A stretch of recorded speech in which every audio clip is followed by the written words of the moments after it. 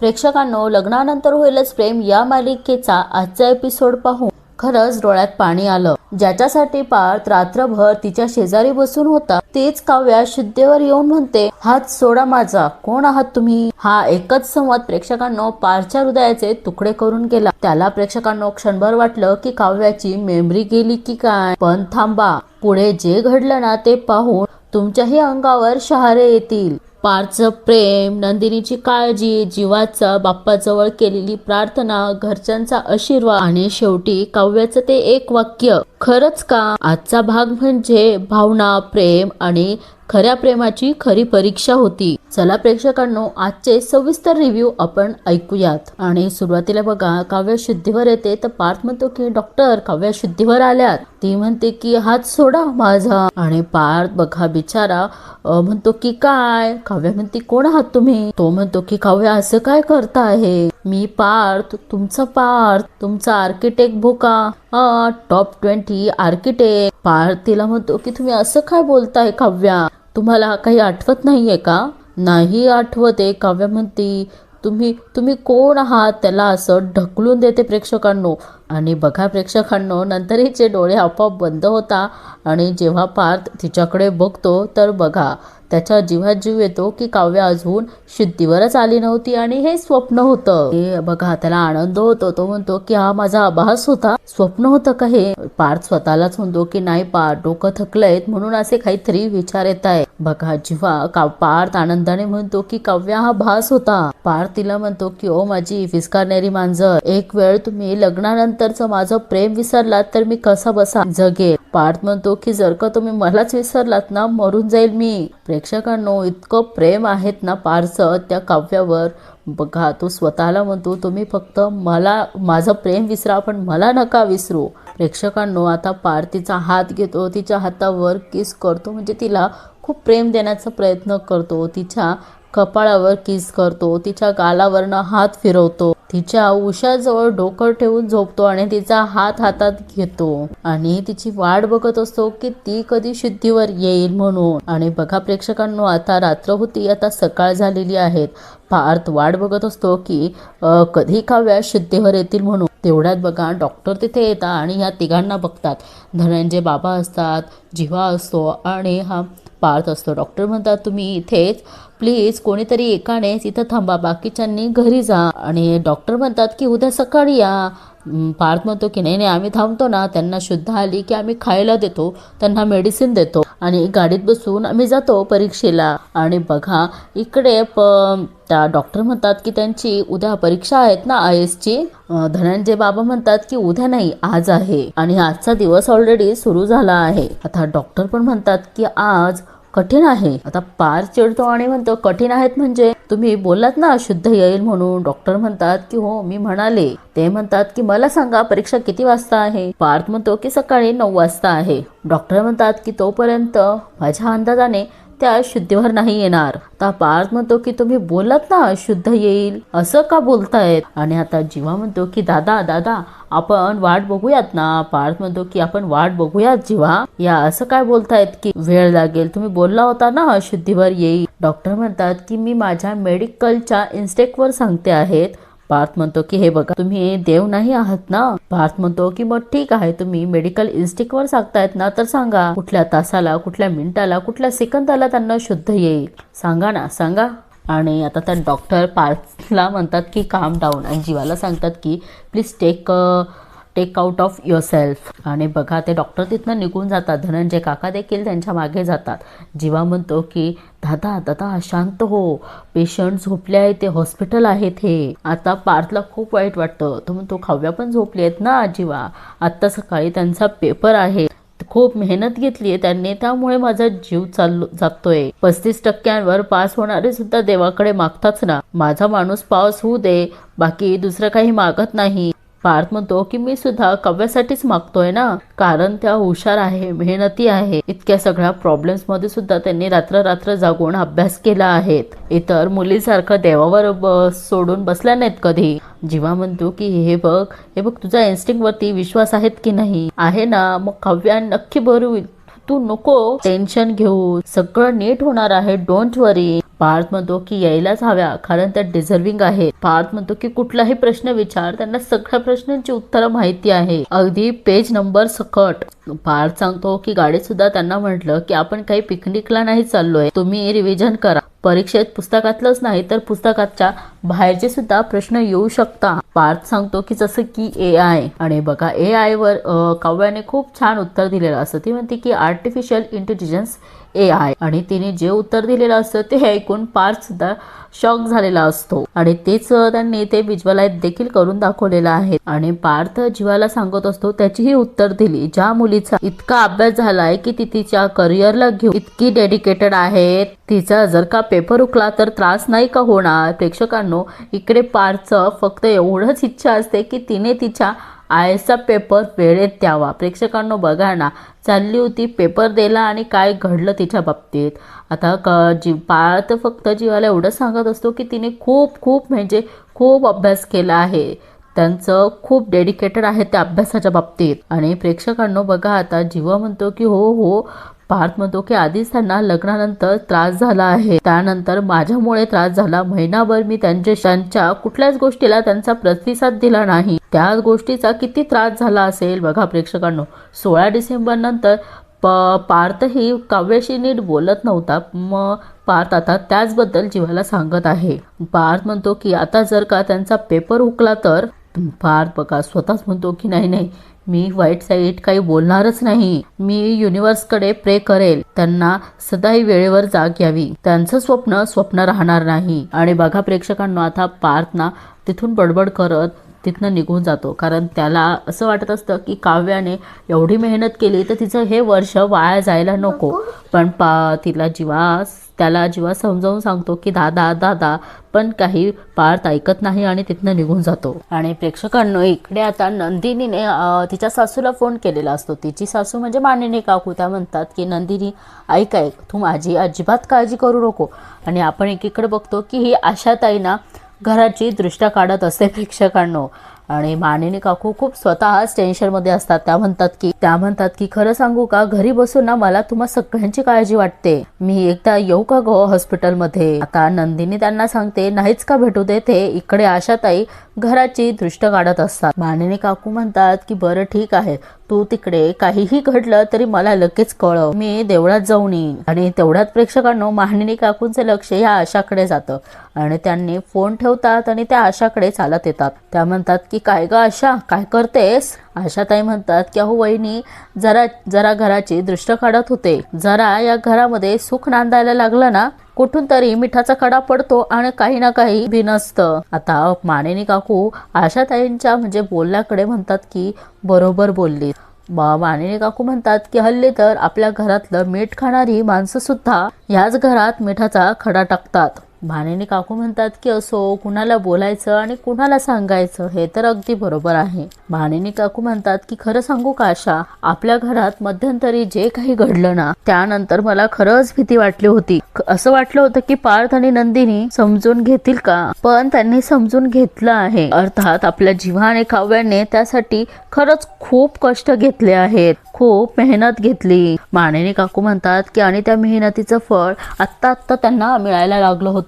पार्थ आणि काव्या प्रवासाला निघाले सुद्धा होते. आणि मानिनी काकू बघा, जीवा आणि नंदिनी पण म्हणतात आणि प्रेक्षकांनो तिथे स्टॉप होतात. त्यांना ते आठवतं की वकील घरी आलेले होते आणि फास्ट्रॅग मध्ये जीवाने सांगितलं होतं की त्याला फास्ट्रॅग मध्ये डिवोर्स करून हवा आहे. ते वकील त्यांना म्हणतात की पेपर्स आणलेत. आणि हे ऐकून मात्र मानिनी काकूंना खूप वाईट वाटत असतं. त्यांचं म्हणणं असतं की छोट्याशा गोष्टींवरनं यांनी एवढं मोठं पाऊल उचललेलं आहे. आशाताई इकडे म्हणतात की वहिनी, होईल सगळं आता नीट. ती म्हणते की बघा, आता घराची दृष्ट मी काढली आहेत ना, सगळं नीट होईल, तुम्ही निवांत राहा. आता मानिनी काकू आशाला हात लावून म्हणतात की खरंच ग बाई, तसंच होऊ दे, सगळं छान झालेलं बघायचंच आहे मला. मानिनी काकू म्हणतात की एकदा का या चौघांची गाडी रुळावर आलीत ना, 16 डिसेंबरचं प्रकरण कोणी आणि कसं घडवलं हे सुद्धा शोधून काढायचं आहे मला. प्रेक्षकांनो, मला असं वाटलं की हे आता 16 डिसेंबरचं प्रकरण साईडला पडतं की काय पण नाही, कारण आपण बघितलं की जेव्हा घरी आला तेव्हाही त्याला ते चाक भेटलं आणि ते चाक त्याने परत ड्रॉवरमध्ये ठेवलं. आता जर यांनी 16 डिसेंबरच्या प्रकरणाविषयी जर थोडी म्हणजे चौकशी किंवा काही शोधण्याचा प्रयत्न केला तर नक्की उघडकीस येईल. आता बघा मानिनी काकूंना सारखं तेच आठवतं. वसू आत्या म्हणतात की मी काहीही केलं नाही. वसू आत्या म्हणतात मी काहीही केलं नाहीये, मी शेवटचं सांगते तुला, या सगळ्या गोष्टीशी माझा काहीही संबंध नाही. वसू आत्या म्हणतात की 16 डिसेंबर नंतर मी कोणाच्याही आयुष्यात ढवळाढवळ करायला गेलेली नाहीये. प्रेक्षकांनो हे त्यांनीच त्यांच्या तोंडाने कबूल केलेलं असतं, पण एवढंच आहे की आता इकडे कोणाकडेच पुरावे नाहीयेत म्हणून सगळेजण शांत बसलेत. मानिनी काकू तरी प्रश्न करतात की 16 डिसेंबर नंतर म्हणजे प्रेक्षकांनो आता सकाळ, दुसऱ्या दिवसाची सकाळ, म्हणजे ज्या दिवशी काव्याला पेपरला जायचं आहे त्या दिवसाचं.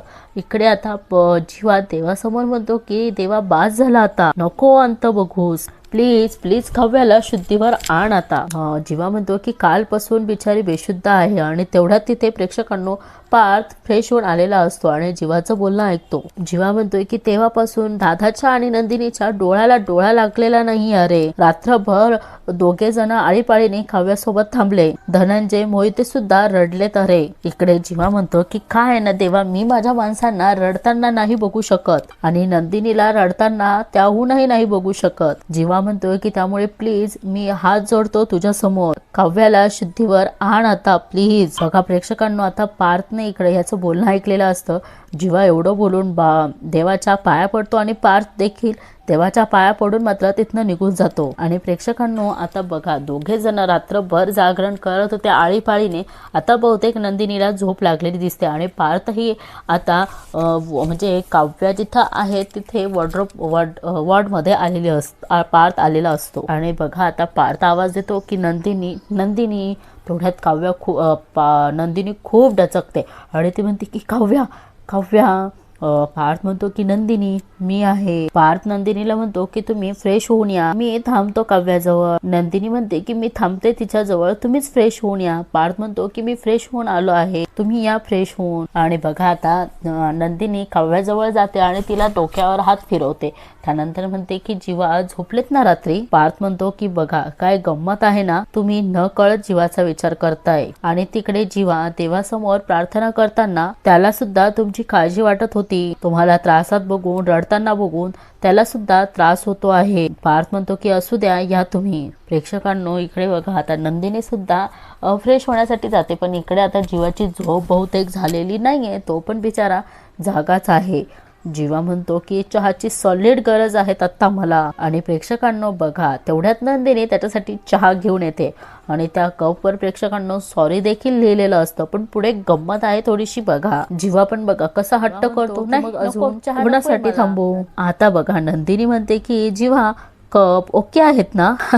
आता इकडे याला जीवाला इतके चटके बसत असतात आणि या नंदिनीचं काय चाललंय की कप ओके आहेत ना. जीवा म्हणतो की कपासारखा कप आहे, त्यात काय विशेष आहेत. नंदिनी म्हणते की तसं नाही, असतं कधी कधी विशेष. तिचं म्हणणं असतं की आतून नसतं पण बाहेरून असतं विशेष, म्हणजे त्याने बाहेरून बघावं की ते सॉरी लिहिलेलं आहे. नंदिनीचा इशारा काही जीवाला कळत नाही. ती म्हणते की बाहेरून बघितलं तर आपल्याला कळतं. आणि तेवढ्या तिथनं चहाचा कप घेऊन जातो एक नर्स. आणि तेवढ्या आता हा म्हणतो की दादा चहाचा कप देता का, चहा खूप गरम आहे. आणि बघा आता त्याने त्या कपात कप घालून ठेवला. आता इकडे नंदिनी म्हणते की अहो, ती म्हणते की काही करा, यांना काही दिसतच नाही. आता हे काय जीवाला कळलं नाही. तो म्हणतो की काय म्हणाली. नंदिनी म्हणते की काही नाही. आणि प्रेक्षकांना आता जीवा तिला म्हणतो की चहा घेणार आणि जो सॉरी वाला कप आहे ना तोच परत तो नंदिनीला देतो त्याच्यामध्ये चहा घालून. आणि नंदिनी आता फुरक्या मारत मारत तो चहा पित असते. जीवा सुद्धा नंदिनी सारखंच फुरक्या मारत असतो. प्रेक्षकांना यांचंही प्रेम आता बहरत आहे हे बघून आनंदच झाला आहे. नंदिनी परत फुरक्या मारत चहा पिते. आणि तेवढ्या तिथे नर्स येते आणि म्हणते की काय आहे. नंदिनी म्हणते की अहो तेच सांगते त्यांना. आणि दोघांचा चहा डेट झालेली आहे. आता इकडे आपण बघू पार्थ आता काव्याजवळ बसतो. प्रेक्षकांनो स्वतःच्या कपाळावर लावलेलं कुंकू हा पार्थ काव्याच्या कपाळाला लावतो आणि पार्थ तिला म्हणतोय की मज्जा आहे एका मुलीची, काल रात्रीपासून आराम चालला आहेत ना, इतके दिवस जागरण केलं, आता आराम करतायत. पार्थ म्हणतो की झोपायची स्पर्धा झाली ना त्यात टॉप कराल तुम्ही टॉप. पार्थ म्हणतो की पण इतकं पण ताणू नका हो आता. पार्थ म्हणतो की या हॉस्पिटलच्या ड्रेस पासून आता नॉर्मल ड्रेसवर या. पार्थ म्हणतो की तो जांभळा ड्रेस नको बर का, आता मागच्या वेळेस सुद्धा तुम्ही तो जांभळा ड्रेस घातला होता आणि क्लासला गेला होता, तिथे आग लागली, तेव्हा मी इथे ह्या जागेवर होतो आणि तुम्ही ह्या जागेवर. पार्थ म्हणतो की पण मी एका दिवसात शुद्धीवर आलो ना काव्या, तुम्ही काय एवढं फुटेज खातायत, उघडा ना डोळे. का मी आता तुमच्यासारखं मंदिरात जाऊन हातात जळता दिवा घेऊ चालणार आहे? काव्या उघडा ना डोळे, बघा ना मी काहीही बडबडतोय ना, आता उठा ना, म्हणा देशमुख गेला तुडं. मी सुद्धा म्हणेल मी काय पक्षी का उडायला. आता पार्थ तिचा हात हातात घेतो आणि म्हणतो की काव्या ऐका ना, आपल्याकडे आता सुद्धा ती ओपन जीप आहे, तुम्हाला ना समुद्रावर नेईल मी फिरायला, पाणीपुरी खायला घाली ना, ठसका लागणारा की ओंजळीत पाणी घेऊन डोक्यावर थोपटीन सुद्धा, फक्त पाणी नाही तो ओंजळीत अख्खं जग आणील मी तुमच्यासाठी, एकदा डोळे उघडा ना. इकडे पार्थ म्हणतो की काव्या तुम्हाला शपथ आहे, तुम्हाला शपथ आहे आपल्या या काव्यार्थची, रेड वेल्वेट पेस्ट्रीची, आपल्या खोलीची, आपल्या फ्रूट सलाडची. बघा प्रेक्षकांनो, इकडे पार्थ आता जसं काव्या म्हणते तसंच तोही म्हणतो. पार्थ म्हणतो की तुम्ही डोळे उघडा ना, तुम्हाला हवं ते आणून देईल, एकदा डोळे उघडा. प्रेक्षकांनो, इकडे आता काव्याने अजून तरी काही डोळे उघडलेले नसतात. पार्थ तिचा हात हातात घेऊन म्हणतो की काव्या, त्याला आठवतं काव्या त्याला जेव्हा म्हणाली होती की तडफडते ही काव्या तुमच्यासाठी, जीव चालला आहे तिचा तुमच्याशिवाय, तुम्हाला जे हवंय ते अगदी करायला तयार आहे, स्वतःला बदलायला सुद्धा तयार आहेत. पार्थ, नाही करणार आहात ना तुम्ही काव्याला माफ? काय 19-20 दिवस केले मी प्रयत्न, फेल झाले मी. आणि प्रेक्षकांनो, त्यानंतर त्याला आठवतं की काव्या म्हणते की पार्थ जीवा ताईच्या रंगात आणि मी तुमच्या रंगात रंगून गेले आहेत पार्थ, आता कितीही धुतलं तरी हा रंग आता उतरणार नाहीयेत. आणि प्रेक्षकांनो, पुढे त्याला आठवतं जेव्हा यांचा प्रवास सुरू होतो तेव्हा काव्या त्याला म्हणते की आता जीव प्राण एकत्र करून मी तुम्हाला मिळवेल देशमुख, रादर तुम्ही मला स्वीकाराल. बघा प्रेक्षकांना, आता पार्थला हे सगळं आठवतं आणि पार्थ काव्याला म्हणतो की हा पार्थ देशमुख पूर्ण मनापासून आधीच्या वाईट आठवणींची पाठी पुसून तुम्हाला मनापासून स्वीकारतोय, हा तुमचा बोका हा ह्या मांजरीला ऍक्सेप्ट करतो आहे. आणि प्रेक्षकांनो, आता पार्थ तिच्या हातावर डोकं ठेवून रडत असतो, तेवढा ती काव्या तिकडनं म्हणते की नक्की. प्रेक्षकांनो, आनंदाची बातमी की काव्या आता शुद्धीवर येते. प्रेक्षकांनो, हे बघून आता पार्थला सुद्धा फार आनंद होतो.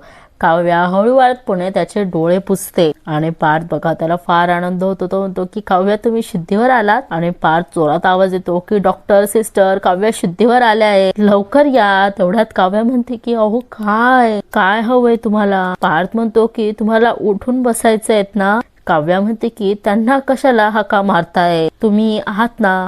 बघा प्रेक्षकांनो, इकडे आता पार्थने तर काव्याला ऍक्सेप्ट केलेला आहे आणि आता पार्थ काव्याला हळूवारपणे उठवून बसवतो. आणि बघा प्रेक्षकांनो, इकडे पार्थचं काव्यावरचं प्रेम काव्याला दिसतं आणि तिच्याही डोळ्यात प्रेक्षकांनो अश्रू येतात. आणि इथेच मालिकेचा एपिसोड संपतो. प्रेक्षकांनो, खरंच आजची मालिका खूप कमालीची होती. आता आपण बघूया पुढील भागामध्ये काय दाखवलेलं आहे ते.